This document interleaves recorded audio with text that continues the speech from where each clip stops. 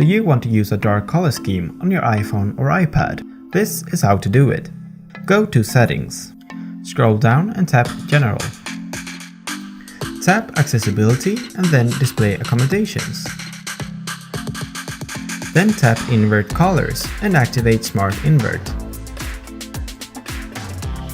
When you open apps, you will see that the dark color scheme is now activated.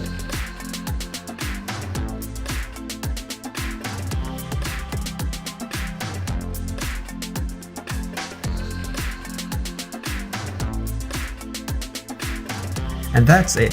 Thank you for watching. Please subscribe to the channel.